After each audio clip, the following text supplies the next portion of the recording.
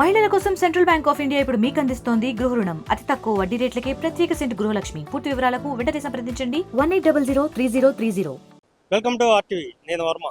మనం వైజాగ్ బీచ్లో ఉన్నాం. మనం ఎక్కడైనా బీచ్లో చూసినప్పుడు తెల్లటి ఇసుక మనకి కనిపిస్తూ ఉంటుంది. కానీ విశాఖ తీరంలో మాత్రం ఈ వాయుగుండ ప్రభావం తర్వాత మనం చూసుకుంటే కనుక ఎక్కడ చూసినా సరే నల్లటి ఇసుక మనం చూడొచ్చు. ఇక్కడ దీంతో ఇలా తీస్తూ ఉన్నాం.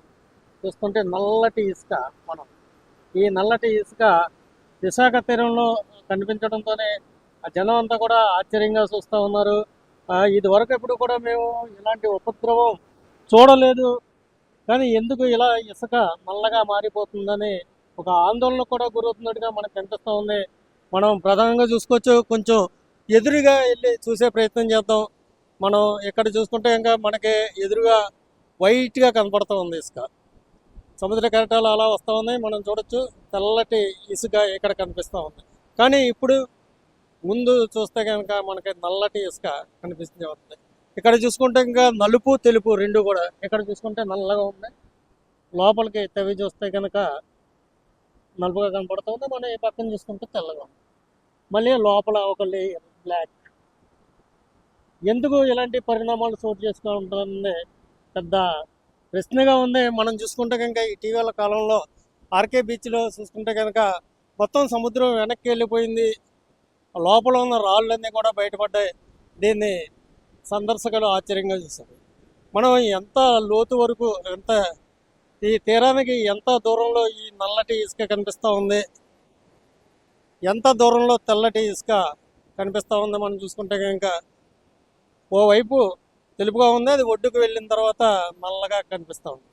ఎందుకు ఇలాంటి పరిణామాలు చోటు చేసుకుంటుంది? ఇదేమన్నా సముద్రంలో కాలుష్యం వల్ల లేకపోతే ఏదైనా కెమికల్ రియాక్షన్ వల్ల అన్నది మాత్రం అంతుపట్టుగా ఉంది. మొత్తం మీద విశాఖ తీరానికి బీచ్కి వచ్చిన సందర్శకులు మాత్రం చాలా ఆశ్చర్యంగా ఈ పరిణామాన్ని చూస్తూ ఉన్నారు. నిపుణులను అడిగినప్పుడు ఒకటే చెప్తా ఉన్నారు, ఇలాంటి ఏమన్నా వచ్చినప్పుడు వాయుగుండాలు, తుఫాన్లు, ఇలాగ సముద్రం అల్లకల్లోలంగా మారినప్పుడు లోపల సముద్ర జలాలలో ఒడి పెరుగుతుంది, అలాగే కరెంటు పాస్ అవుతుంది. ఈ నేపథ్యంలోనే సిలికాన్ రియాక్షన్స్ జరుగుతూ ఉంటాయి. ఈ నేపథ్యంలో ఈ ఇసుక నల్లటి రంగులోకి మారుతూ ఉంటుంది. అందులో నిక్షిప్తమైన ఖనిజాలు అవి నల్లగా ఉంటాయి కనుక ఆ ఖనిజాలు ఇక్కడికి ఒడ్డుకు వస్తూ ఉంటాయి. ఈ విధంగా మనకు కనిపిస్తూ ఉంటాయి. దీని గురించి పెద్దగా ఆందోళన చెందాల్సిన పని లేదని చెప్పినప్పటికీ కూడా ఇదేదో సముద్ర కాలుష్యం వల్ల ఇది జరిగి ఉండొచ్చని విశాఖ వాసులంతా కూడా ఆందోళన చెందుతూ ఉన్నారు. వైజాగ్ బీచ్ నుంచి కెమెరామెన్ అజయ్తో వర్మ, ఆర్టీవీ విశాఖ. మరిన్ని వీడియోస్ కోసం ఛానల్ ని సబ్స్క్రైబ్ చేయండి. లేటెస్ట్ అప్డేట్స్ కోసం వాట్సాప్ ఛానల్ ని ఫాలో చేయండి. అండ్ లింక్ డిస్క్రిప్షన్ లో ఉంది.